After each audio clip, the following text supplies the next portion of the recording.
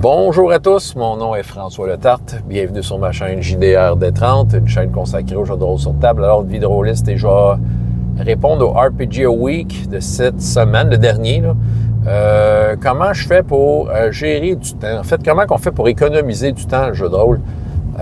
C'est sûr que moi, c'est un sujet d'actualité avec le parascolaire que je fais parce que j'ai déjà peu de temps pendant les games.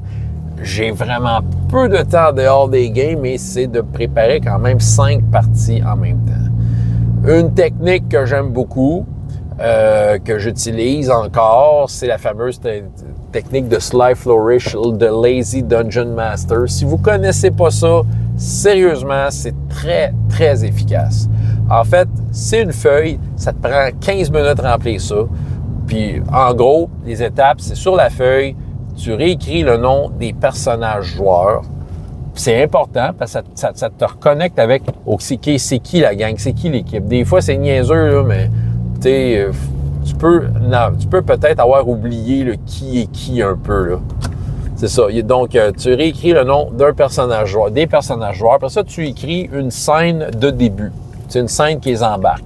Puis c'est pas obligé d'être un combat, évidemment. Ça peut être une scène d'action, ça peut être une scène de négociation. C'est quelque chose d'important qui lance l'aventure. T'écris par rapport à ta campagne quelques secrets. Tu sais, moi, dans mon cas, j'en écris pas gros, peut-être 2-3. T'écris par rapport à ta campagne.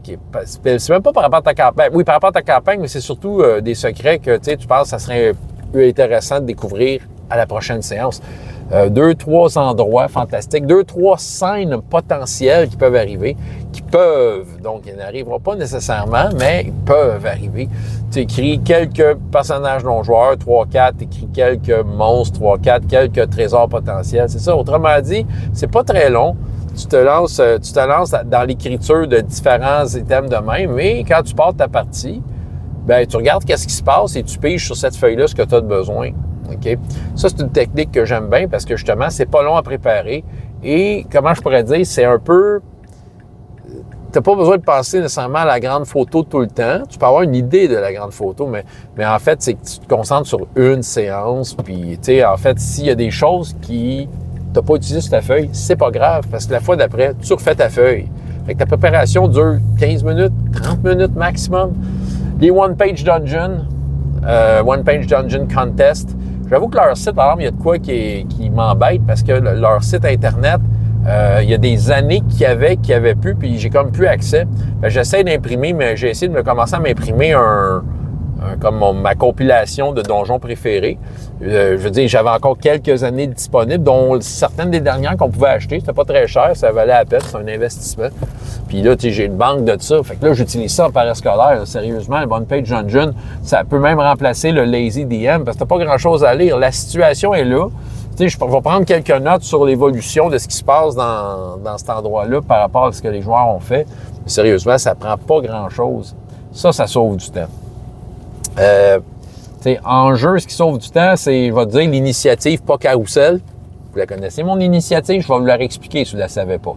Mais pas là, mais si vous posez la question, je vais vous expliquer. Moi, la façon dont je fais l'initiative, c'est très rapide, c'est très organique. Le tour de table se passe très rapidement. Puis, tu sais, je suis très, très alerte sur les jets de dés à faire. Tu sais, toi, fais ça, tu sais, veut dire, je vais comme être très, très... je vais être très réactif à ce qui se passe juste pour que ça se déroule rapidement. Que les résultats sortent vite. Parce que c'est quand même un jeu à la donjon que je fais, là. Chroniques oubliées, puis Chroniques oubliées, ben c'est ça, tu sais, ça raccourcit les combats. Quoi d'autre que je fais pour économiser du temps? Les One-Page Dungeon, j'essaie de penser. C'est sûr que je vais gérer beaucoup les montées de niveau des personnages. Chroniques oubliées le permet bien, tu sais, c'est ça, tu sais, je vais dire les points de vie, ils vont être calculés un peu d'avance. Finalement, je prends les moyennes de points de vie, là, il y a comme une technique moyenne, tu sais, je vais changer les modificateurs. Fait arrivé autour de la table, les joueurs ont juste à choisir leur nouvelle capacité et voilà, tu sais, c'est ça. Parce que c'est pas mal là qu'il y a un choix à faire, c'est les nouvelles capacités. C'est là qu'il y a un choix et c'est des choix très significatifs parce que les capacités, ben c'est cool. T'sais, ça a une influence quand même beaucoup sur le jeu, de la façon que tu vas dealer avec le jeu. Bref, c'est ça qui arrive. Je fais en sorte qu'il y ait le plus d'affaires possible de prêt. J'ai toutes mes petites gugus de prêt dans mon sac. C'est ça, j'ai le plus de matériel possible de près dans mon sac, faire en sorte que quand la partie démarre, ben qu'on ne perde pas de temps avec toutes sortes de détours qui amèneraient vers le livre. C'est sûr que je l'ouvre le livre une fois de temps en temps, là. Mais en tant que tel, c'est ça. J'arrive quand même à bien gérer le temps d'une partie pour que ça roule puis tout ça.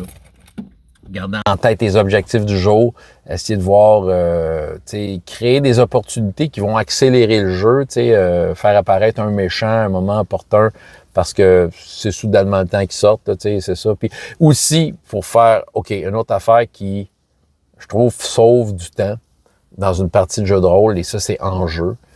Puis ça, c'est une autre technique, puis quelque chose que j'ai nommé à quelques reprises, c'est des joueurs avec de l'information entre les mains, c'est des joueurs qui agissent. Donnez-leur-en de l'information.